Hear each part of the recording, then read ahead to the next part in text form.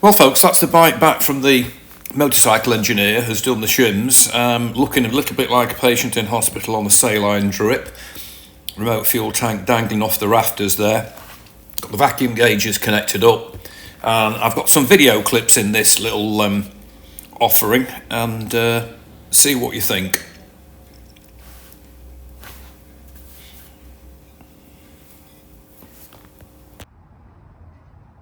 Okay, so I've had the shims done at a garage. I mentioned it in a previous video. You know, it meant, the way he did it was take the camshafts off, and I didn't feel confident about doing that, to be honest. I put it in a previous video and said, you know, what do you think? It was going to cost about 30 quid for the genuine Yamaha valve depressing tool thing, because the one I bought off eBay wouldn't even work. Then it was going to be probably £4, £5 each for shims. I measured the gaps and they were pretty much out. So anyway, I took it into the excellent Colin Willoughby in Scunthorpe, and he did the shims for me at a total cost of 90 quid. So thank you, Colin, absolute star for doing that. And that's it all back together. And I've got the vacuum gauges connected up. So as you can see, they are calibrated just about right. They're all in the white area, and I've got the remote fuel tank attached.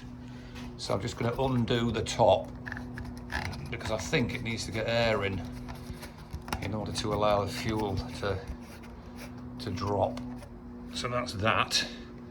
Now I've had the carbs off. I took it into Colin, minus the cam box cover, the air box, everything, carbs off, everything, and the fairing as well, actually.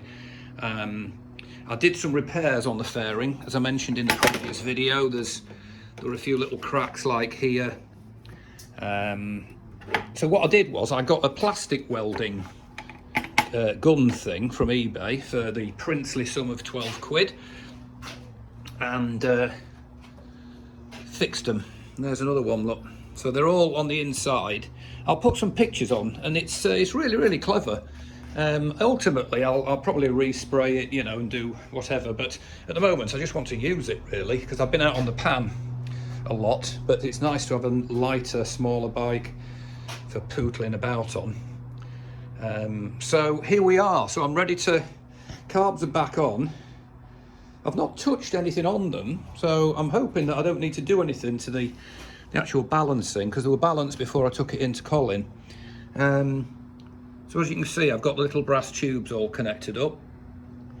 Now these gauges, as I said in the previous video, they're only cheap, they're about 20 quid. They have little dampers on them. Those little white things there, but there's a tendency for them to suck air in if you undo the damper too far, and you know, they're not the world's best, but they'll do the job. So here we go. That ticking is the fuel pump, so let's give it a go.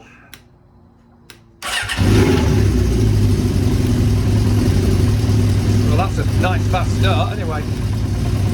Right, well, if you look at those,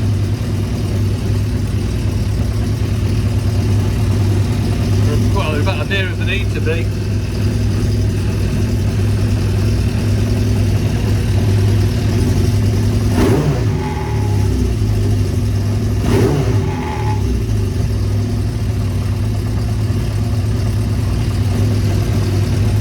Yeah.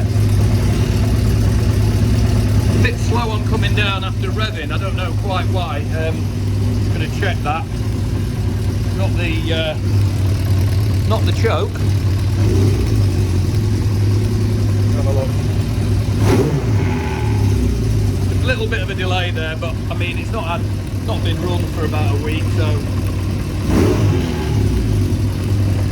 I'll take it out for a blast. I'm not unduly concerned. It wasn't really doing that before I took the carbs off. I'll lower the tick over a bit.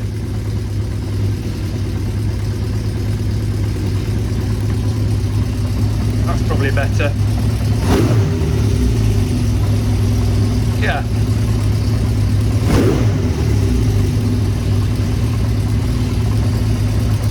suspect that that slight delay in dropping, having let the throttle off, it could be possibly air coming in these things. So I'll put the tank back on now, and let's see how we get on. Okay, well, this is take 2. A bit of minor tweaking. Near as damn it. And that slight lag is going away. It needs a run, I think, with these tubes off, you know, the vacuum tubes.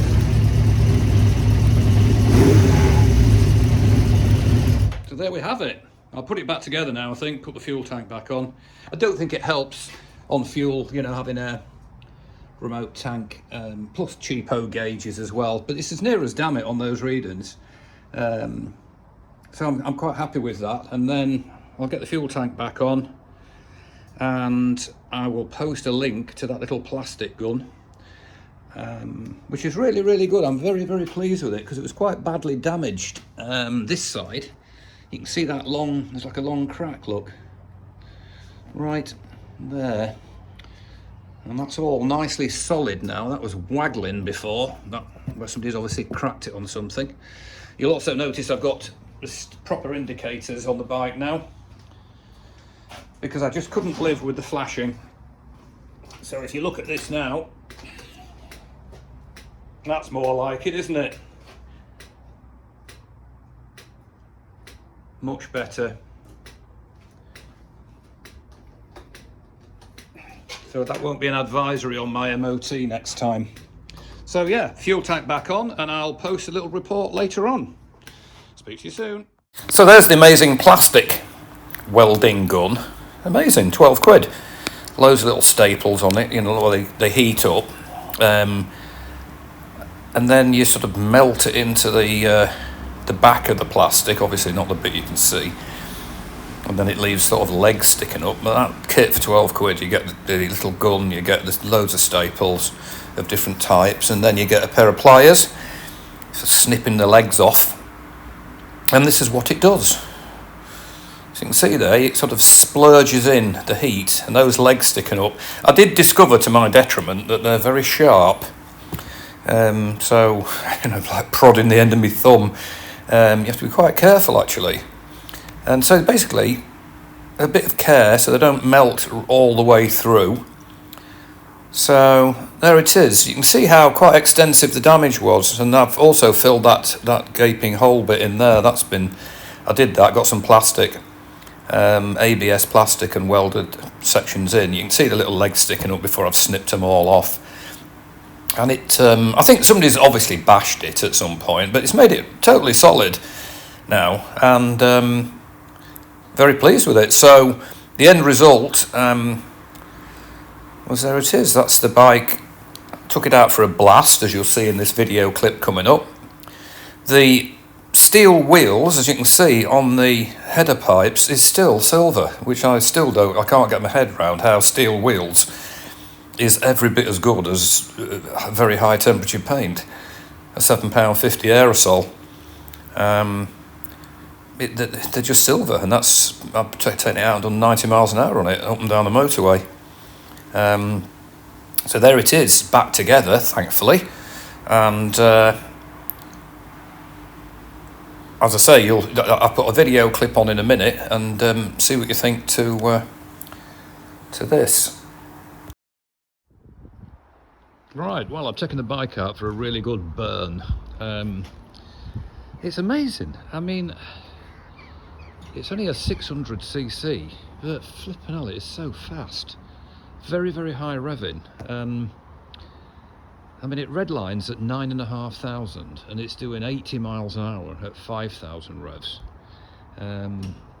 So, you know, heaven knows what top speed is, but you can't compare it to a Royal Enfield, obviously, because it's a completely different kind of machine. But, you know, I'm amazed, to be honest. It's a 29, nearly 30-year-old bike, and the performance of it is just, it's amazing. So it's all done now. All the carb business, that sorted itself out with a good blast. I think carburetor slides probably dry out a bit, you know, when the carbs are left for, you know, 2 weeks in my case. And I think what happens is that, you know, they're meant to have petrol in them, aren't they, really? So maybe one of the slides was sticking, but it's certainly not now. So here we are, this is the result. So, see what you think to a start. So here we go. Can't complain at that, I don't think. Nice tick over.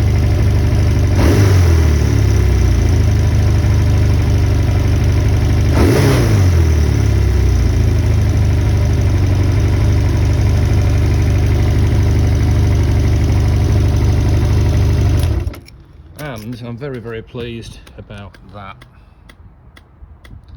You know, it was really annoying me before, so there you have it. I'll put these video clips on and then see what you think. I'd welcome your opinion. All right. Yeah, so that's it. Just a final word. I think, having had the shims done, it's definitely noticeable, the difference, and it's it's not psychosomatic. It's not me thinking, oh, the shims have been done, so it's going to be better. It definitely is. Crisper, I think the word would be. Well worth doing. So I'm going to take my Pan-European in, which has done 48,000 miles and is 25 years old. I'm going to take that through to Colin Willoughby and get him to do those. Now that the Yamaha is now back on the road, I don't want to be bikeless. I took the Yamaha on the back of my pickup truck, actually. I will not be doing that with the Honda because it weighs 325 kilos, I think. So I'll be riding it through. I've been taking most of the plastics off and getting a bus home until he's done it. So there you have it, folks. Definitely worth looking at shims. If you've, obviously there aren't any other Royal Enfield, but you know, if you've got bikes with shims, definitely worth looking at.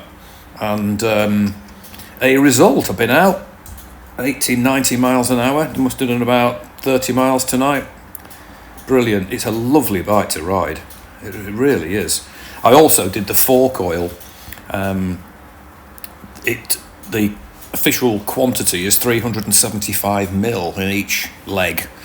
Anyway, I drained out this disgusting fork oil that had obviously probably been there since new, and there's only 200 mil in there in each leg. So it's now got 375 in there, and that's made a difference as well. So there you have it. So take care on your bikes, and as I will on mine, and I'll post again soon. Bye for now.